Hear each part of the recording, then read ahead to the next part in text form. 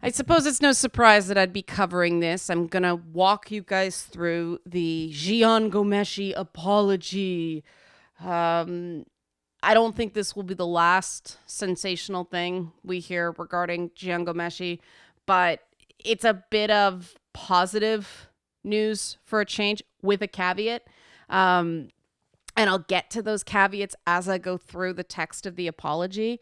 I do want to say right off the top, I think that his lawyer, Marie Hennen, should be praised for coming up with this deal. I think that it is the best result everyone could reasonably expect from this because it's the only result in which Ghomeshi actually has to utter a single word in a court of law on the record that can be scrutinized instead of tearing apart the recollection and, testimony of the complainants. And I think this also gives the complainant, Catherine Borrell, I'm not sure. I've only read the name, I haven't heard it. But it gives her a sense of closure and a sense of validation that what happened to her was real and it was wrong. And a lot of the times, that's more important than seeing the guy go to jail, because if he'd been convicted, he could still claim he'd been falsely accused, he'd been railroaded by a system that's unjust towards men. In this outcome, he has to actually admit in public that he did something wrong. And I personally think that to an apparent narcissist like Ghomeshi, that's a big deal. I can only imagine what the behind the scenes conversations about this were. Now, still, I believe that there are some issues with his statement, and I think they're small indicators, but they're indicators nonetheless that this guy should never work in any media company ever in any position of power. None. Because there are a few critical statements that I don't buy. I don't think he's lying per se, but I think that he's managed to convince himself of some things that indicate he still doesn't get it. He still shouldn't be in any position where he has any authority over other people. And I will get to those once we get into the letter. I do want to indicate, because based on some comments on Twitter, some people still don't understand what a charge of second degree sexual assault entails. Second degree sexual assault specifically does not require penetration. It does not require nudity. So the sexual assault in the second degree charge here pertained to the assertion, which Ghomeshi is indirectly admitting to, that he grabbed Miss Borrell by her hips and humped her backside at work with witnesses. And the specific details of the complaint are important when you get into his apology, because there are moments that just made me go, oh, come on. So with that explained, because I think it's important to explain exactly what he was accused of here, because it's very different than the first three cases. He's not accused of choking anyone or anything like that. But I think it's important to know what he was actually accused of when we get into his apology, and why I think that for the purposes of closure and the purposes of avoiding a criminal charge, I think is adequate in terms of him ever having any position of power in the media again. Oh God, red flags all over the place. So let's dig in. I want to apologize to Ms. Borrell for my behavior towards her in the workplace. Notice he doesn't say what it is. In the last 18 months, I have spent a great deal of time reflecting on this incident and the difficulties I caused Miss Borrell, and I have had time to come to terms with my own deep regret and embarrassment. Note that he's talking about himself and the pain it caused him, not the impact it had on her. He speaks of the difficulties he caused her, but he's imploring the reader or the listener to empathize with him because he's feeling regret and embarrassment. Restorative justice is about the perpetrator understanding how the victim feels. And at no point does he express any understanding of what she went through. He doesn't understand, but that's coming later. I enjoyed a position of privilege in my job at the CBC as the host of a program I loved. Got to get that leftist word in there, don't you, pal? All right. I was a person in a position of authority and leadership, and I did not show the respect that I should have to Miss Borrell. I did not always lead by example, and I failed to understand and truly appreciate the impact of my conduct on Miss Borrell's work environment. He actually wants us to believe that he didn't know that dry humping a woman at the office was inappropriate. That stretches my ability to believe him. Judge for yourself. For me, that's, come on. You're a grown man indoctrinated in leftist principles. I have a very hard time believing he didn't know that was wrong in theory. I believed he believed the rules did not apply to a great man like him, as he said, a person in a position of authority and leadership. That conduct in the workplace was sexually inappropriate. I realized there is no way for me to know the full impact on her personally and professionally. It would be great if he tried to make the attempt to understand what this does uniquely to women in the workplace. And his next statement is why.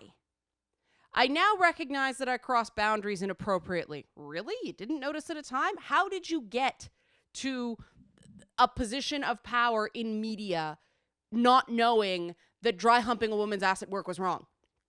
But it's this next statement that just no, media companies in Canada and everywhere else, never let this man through your door for the purposes of work in a position of authority. Because of this next statement, a workplace should not have any sexualized tone.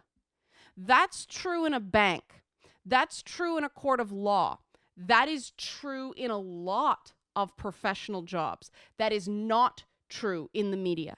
There is sexualized tones in the workplace all the time. And the part of the reason the pay is so high is everyone in those sexualized workplaces is expected to behave like an adult. If you want to work in the media, you should be able to see a person of any gender completely naked and maintain professional decorum. You should be able to look at a naked body and not think you can help yourself to it. That is a basic for working in the media. Because the reality is there are depictions of sex and sexualized overtones and sexy photo shoots. There's a lot of sexy in the media. And if his takeaway from this is a workplace should not have any sexualized tone, well, that is just perpetuating the patriarchal, anti-sex, reality that keeps women from ascending, because you're damned if you do and you're damned if you don't. You're expected to be attractive in the media because that's a cornerstone of the media, glamour. But you have to be attractive without being too sexy. And this is something that is far more difficult for women to navigate because the confines are narrower than men. That statement alone, it's fine for court, but it's not fine for a job in the media. And that line, I went, what? Still don't get it. But moving on. I failed to understand how my words and actions would put a coworker who was younger than me and in a junior position of mine in an uncomfortable place. I don't believe that either. I believe he didn't care how they would affect her, not that he didn't understand how they would affect her. I did not appreciate the damage that I caused, and I recognize that no workplace friendship or creative environment excuses that sort of behavior, especially when there is a power imbalance as there was with Miss Burrell. The reality is that there may be times that somebody has to hump another person's ass for work in the media. Just watch a particular episode of Penny Dreadful. So this is all nicey-nicey, but the reality is that the critical element here was the power imbalance, not the physical gesture on its own. It was the context and the lack of consent involved in the activity, as well as the fact that she couldn't consent. He was her boss, and the workplace policies at the time allowed her no recourse to do anything about this. This incident was thoughtless, and I was insensitive to her perspective and how demeaning my conduct was towards her. Okay, we're getting somewhere now. He's actually specifying what it did instead of this sort of behavior, what it did to her. Now we actually have a little bit of empathy. It was demeaning. It was, I would like to see here, it was humiliating. It was an abuse of power. It was a dominating gesture. It would be great if we had more of this, more understanding of what really happened. Because the next line, I understand this now. I have no idea what he actually understands other than he got caught and he's very, very sorry because he got in trouble. This is a challenging business to be in, and I did not need to make it more difficult for Miss Borrell. Again, see, I feel like he had this moment where, okay, we're finally getting it, and now the media industry is more than challenging. And I personally think that guys like this know they're making it more difficult for the people around them because they're bitter and they feel like they were treated unfairly and they're paying it forward. I can't prove that, of course. I've just seen a lot of it in media workplaces, that there's this hazing that goes on and you're expected to be able to take it. And I think that means a lot of really, truly demeaning conduct goes on because of that. I prefer the word demeaning to inappropriate because a lot of workplace conduct in the media is inherently inappropriate just from the nature of what we have to do, right? We have to get naked, swear, pretend to beat each other up. None of this goes on in other workplaces, right? Like, let's not treat the media like it's any desk job. It's not. There's a higher burden of responsibility, especially in leaders, to make everyone feel okay being put in very vulnerable situations. And then he goes back to talking about himself. The past 18 months have been an education for me. I have reflected deeply and have been working hard to address the attitudes that led me at the time to think this was acceptable. Again, it would be great if we know what he's actually been doing. Anybody can say they've been working hard, but without quantifying and qualifying what you have been doing, it's his word. And at this point, this guy is a proven liar because he originally said he didn't do anything wrong. He never did a single thing to a woman without her consent. That was a lie. And now we get to the kicker, the tugging at the heartstrings that he has been doing with this exact tool all through these trials. Invoking his family and what this has done to his family. And I see this as nothing more than a sympathy plea that has nothing to do with apologizing to the victim of his actions. I apologize to my family for letting them down, and in particular for the impact that this has had on my dear mother and sister. Oh, if that isn't patriarchal condescension, I don't know what is. I wanted to freaking smack him just for that line. If he just said, impact of all this has had on my mother and sister, fine. But my dear mother and sister? This guy still doesn't get it. I apologize for the burden my actions have placed on those dear friends who have stood by me throughout this difficult time. You mean the people you played and you lied to? Where's that? I lied to you. I deceived you. I was guilty. Thank you for believing in me, but that trust was misplaced, and I will strive to do better. That is a sincere, detailed apology. That's not here. I regret behavior at work with all my heart, and I hope that I can find forgiveness from those for whom my actions took such a toll. That last statement is crazy because I am a firm believer that in order to get forgiveness, you have to ask for forgiveness. You have to actively atone. And other people can forgive you for their own sake. They don't want to carry that around anymore. That's fine.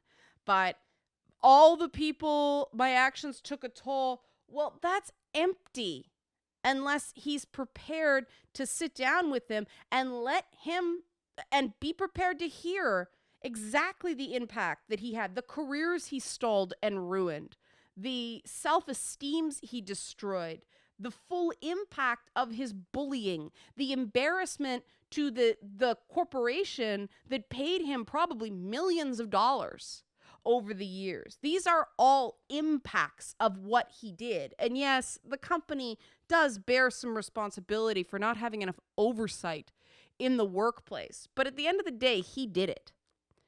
And I really don't see enough detail here to believe he's really accountable. Now, again, this is something that his defense lawyers and the Crown attorneys have agreed on. And the unfortunate thing about the Canadian system is the complainant in a criminal trial is the Crown.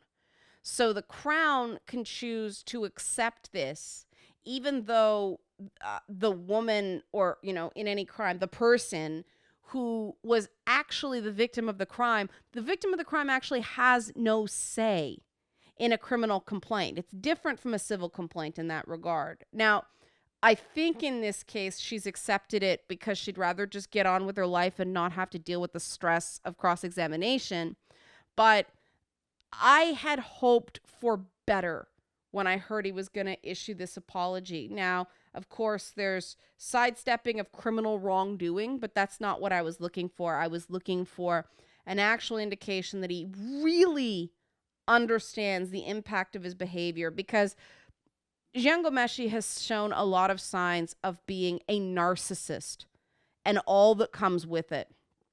And he didn't understand the impact. He didn't have any empathy for the people around him. He didn't care. The only person in the equation that mattered, the only gratification and feelings that mattered in these exchanges was his own. That's why an actual understanding of the depths of what he did is so important. And when I hear that statement of, I've had 18 months, the past 18 months have been an education for me, I have a hard time not thinking that he's had 18 months to come up with something that sounded good, while still shielding his underdeveloped core persona from the real impact and consequences and guilt of what he did, because I don't think he can really handle understanding the amount of pain and the amount of suffering he's inflicted on other people. And until I feel that he really gets it, I don't think he deserves a job in Canadian media, because I still think that a workplace should not have any sexualized tone.